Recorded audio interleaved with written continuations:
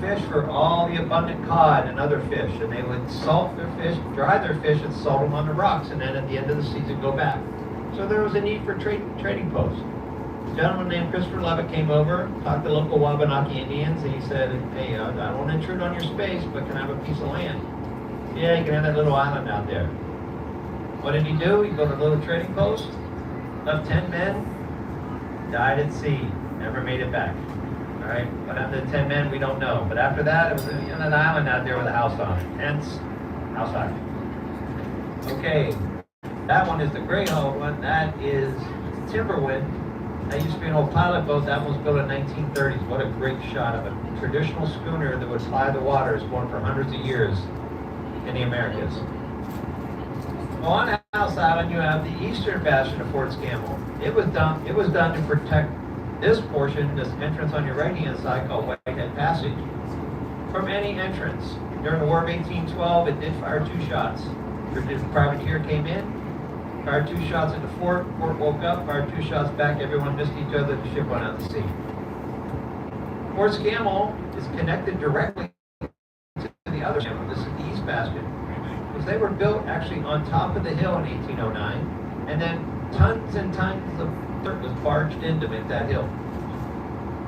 You can go out there 2 different ways. You see yurts and tents out there? You're welcome to go camping out there. Glamping, should we say. All right, about $400 a night. All right, contact Fortland, Fortland.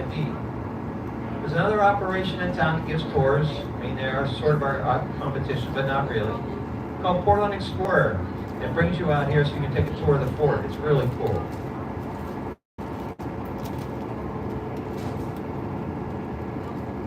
And then there's Fort Gorgeous popping its head back up again. Now, House Island is very small. It's broken into 2 different sides. We have Fort Maine on one side, and we have a privately owned island on the other side. You can see some tents, something's going on. Still don't know how they got the porta-johns out here, but they did. Well, Little House Island had a very unique short time frame in history. From 1907 to 1937, for 30 years, it was nicknamed Ellis Island of the North. It was an immigration overflow station. Just like Ellis Island, New York, process them on an island, they meet the requirements, they get to go in. So there's still 3 historical buildings there, that little teal house off to your left. Cute little house, unless you had a communicable disease. All right, you had a medical issue, they stuck you there. The large building up on the hill, you can see it through the trees a little bit. That was just a medical station. And then there's a large building on the tip of the island. That was a quarantine station, not a quarantine, excuse me. That was a detention facility for people that did not have their papers in order. Okay, I like to just throw out the year 1919, post World War I. You're part of Belgium, France, Germany, Eastern Europe.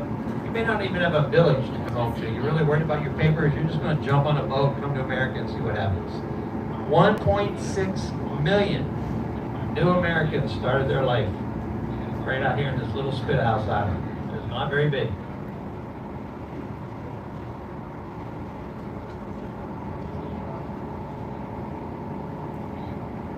Now, if you look off here right at the very tip of Cushing Island, you can see an observation tower.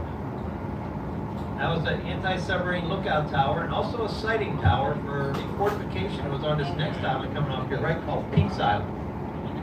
There used to be 2 large 16-inch guns on Peaks Island. You know your artillery, 16-inch guns are the same size as on the largest battleships, right, America ever made. Luckily, they didn't have to fire those guns in anger, because when they fired them for test reasons, once, they broke out half the windows on Cushing and half the windows on this island here called Peaks. Peaks Island is not the biggest, but it is the most populous. 1,000 year-round residents. It swells to about 10,000 residents only in the summer. You know, it got rise and lowers depending on the traffic. And the Casco Bay Ferry Line has 1 dedicated car ferry that comes out to this island. Okay, we got the Black Hull, we got the big Bagheera right there. Again, well over 100 years old. Oh, they're beautiful. Anyways, Peaks Island. Casco Bay Ferry Line's even at dead of winter 12 times a day. Summertime about 18 to 20 times a day, depending on demand.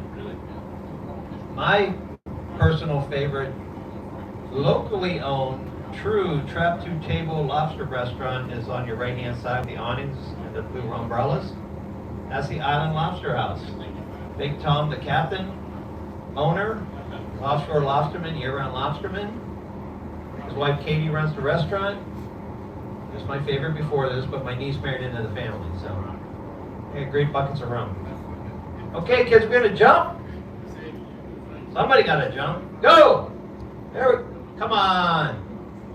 Go! Oh. Ah, you wimps. There we go. We got somebody jumped off the other side. Thanks, guys. Like I said, kids and, well, too much. There we go. You can see where the Casco Bay Ferry line actually lands. There's ice drop out there. There's more than one restaurant. There's an inn. Don't take your car out there unless you have $188 to spare. And if you do that, I can smack you up the side of the head. And you spend an hour and 45 minutes to walk around the island. Okay? You can rent bicycles, golf carts. You can take your bicycle out there. You don't need to explore the whole island. On your right-hand side is a great building with a white porch. That's Hannigan's Market. They know they have a racket. They proudly display Hannigan's Market. If we don't have it, you don't need it. But, again, even in the dead of winter, Casco Bay Ferry Lines goes 12 times a day. Those black-hulled vessels with their white with green trim, that's how all the big stuff gets out to islands. They're landing barges. You can see the ramp on the front of the other one. You can see a couple of big vehicles there. If you want to get something out to an island, every island has a place where they can drive out. First off, they go to Portland, pick up whatever. Okay, concrete trucks, trash trucks, dump trucks. And they go to a certain part on every island. They can lower the ramp and drop off whatever they need. That's the big stuff gets out there. Peaks Island in the 1910s, 20s was nicknamed the Island of the North. They had an amusement park, had a theater. Right? Great Depression hit Peaks Island very hard. When I first discovered Portland in 1979 as a submarine sailor, I really should have bought a shack on Peaks. All right. I could have got one for $3,000 or $4,000. Now no. Two museums out here. One of them I really like. One of them I've never been into. One of them is for the 5th Maine. All right, it talks about island life, and it was built by the 5th Maine Regiment for the Civil War.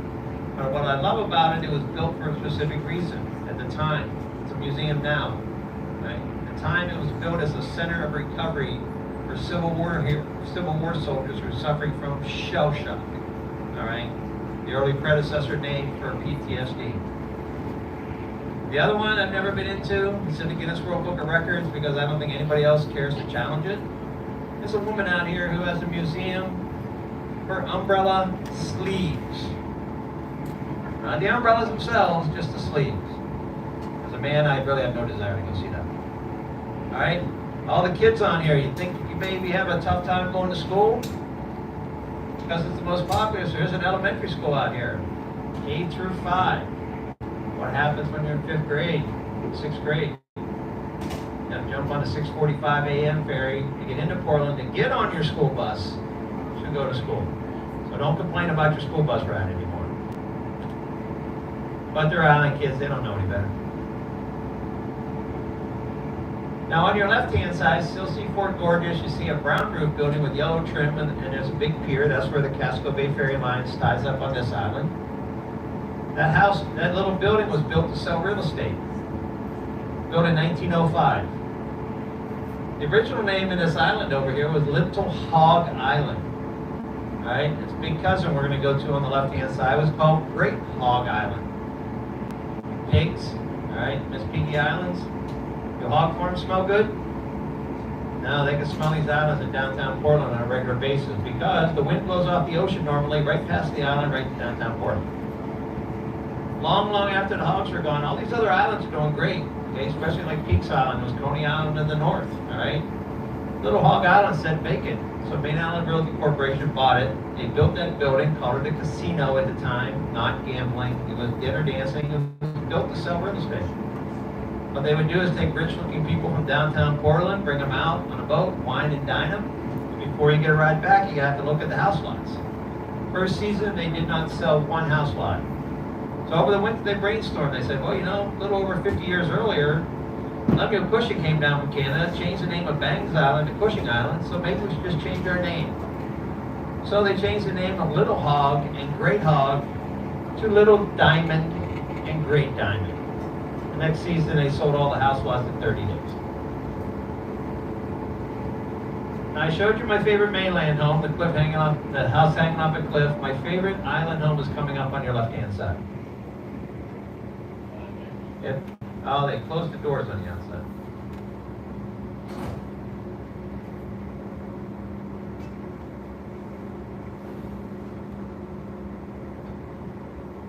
This used to be the old Coast Guard station, back when they had to row or sail to their emergencies.